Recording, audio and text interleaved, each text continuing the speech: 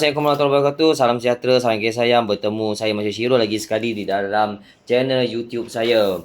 Bagi anda yang belum subscribe, sila subscribe kerana subscribe itu adalah percuma dan jangan lupa untuk klik button notifikasi untuk mendapat info tentang video-video terkini daripada saya. Okey, apa yang kita nak share pada kali ni? Kali ni saya nak share 5 tips sebelum tulis e-book pertama. Okey, sebelum kita nak start tulis e-book, kita kena tahu apa tips je. So, kat sini saya bagi 5 tips berdasarkan pengalaman saya. Pertama adalah kenal pasti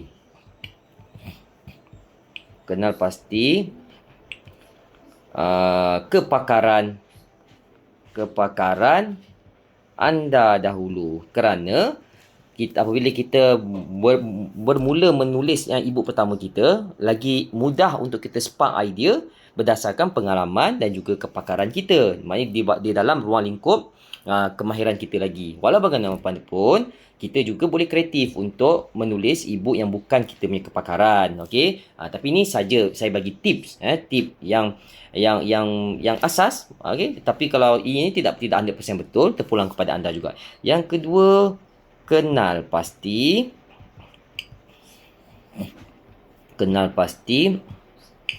pasaran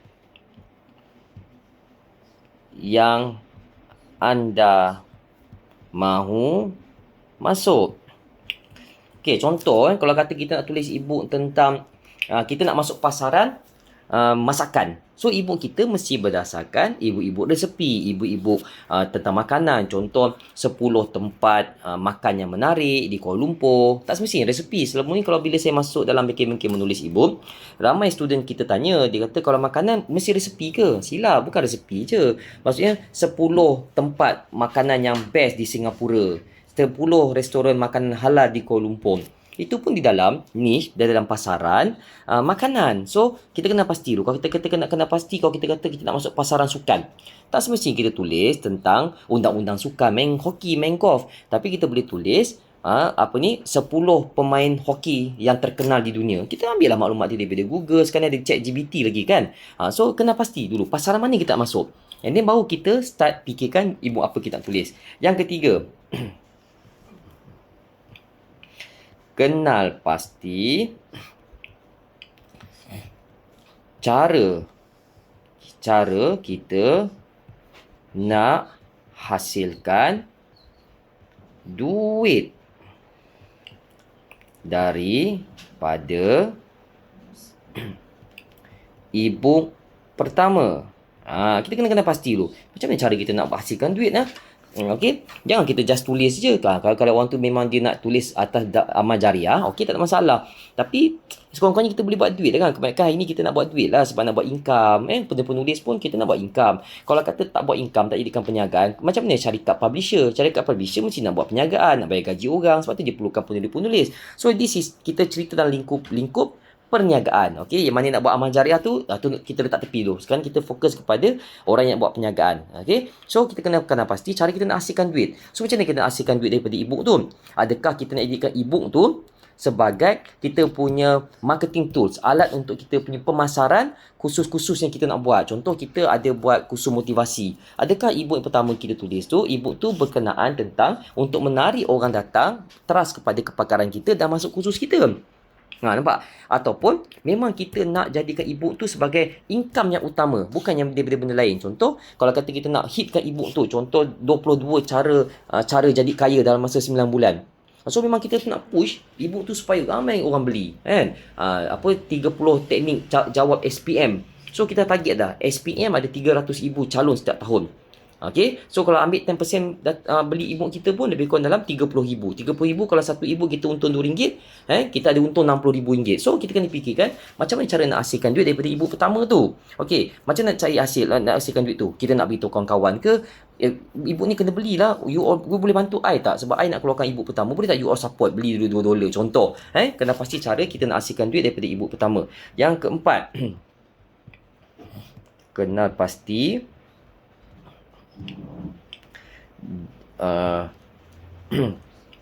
apa ni? Jenis ibu bersiri. Okey. Atau tidak.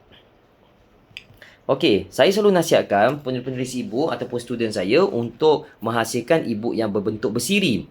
Okey, kenapa? Kalau kita punya idea tu banyak. Kalau idea kita banyak, kita jadikan satu ibu je. Orang nak baca guna gadget. Bila orang baca guna gadget, kadang-kadang orang ni dia sakit mata. Dia tak boleh baca macam buku fizikal.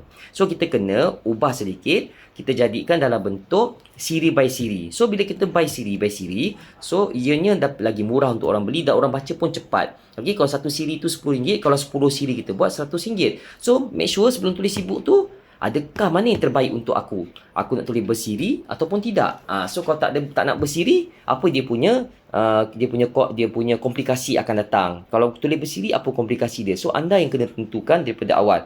Yang kelima, kenal pasti platform jualan. Sebelum kita nak tulis ebook pertama, pastikan kita kenal pasti platform jualan. Kita nak jual kat mana? Jual dekat platform-platform yang sedia ada, ataupun nak join platform dengan MBZ, iaitu Event Charge Ebook Store kita. Memang kita akan bagi you domain, nama you sendiri, you ada branding sendiri, you tak tumpang kedai orang. Dan yang paling best dengan Event Charge Ebook Store MBZ ini, ebook anda akan berada dalam semua bookstore partner-partner yang kita yang lain. Walaupun ebook anda berada dalam kedai-kedai buku yang lain dan mereka boleh bantu jual, tapi anda punya website, platform anda tetap ada domain sendiri. Tidak macam satu mall kita share ramai-ramai. Tidak. Anda tetap dengan anda punya image. Contoh www.copyswarm.com. Itu anda punya kedai buku. Tapi dalam kedai buku anda tu ada ibu-ibu penulis lain yang mungkin anda tolong bantu jual dan anda dapat commission affiliate. Pada masa sama juga, anda punya ibu pun ada dalam ibu-ibu anda berada dalam bookstore partner-partner yang lain. So mereka pun boleh bantu jual jika ibu anda itu kena dengan pasaran yang mereka cuba pasarkan. So tuan-puan, itu saja ada 5 tip yang saya share pada kali ini. Okey, 5 tips sebelum tulis ebook pertama. Saya ulang balik. Pertama, kenal pasti kepakaran anda. Kedua, kenal pasti pasaran yang anda nak masuk. Ketiga, kenal pasti cara kita nak hasilkan duit daripada ebook pertama. Keempat, kenal pasti jenis ebook bersiri ataupun tidak. Kelima, kenal pasti platform jualan untuk anda mulakan jualan ebook pertama anda. So tuan-tuan, itu saja perkongsian saya. Jika ada apa-apa sebarang pandangan, sebarang pertanyaan, boleh tinggalkan di ruangan komen. Jika video ini baik, sila share terutama kepada Event Charge Ebook Store partner MBCA saya certified advisor semua. Please share video saya ini kepada grup-grup anda supaya mereka pun dapat ilmu seperti anda dapat. Okey, terima kasih.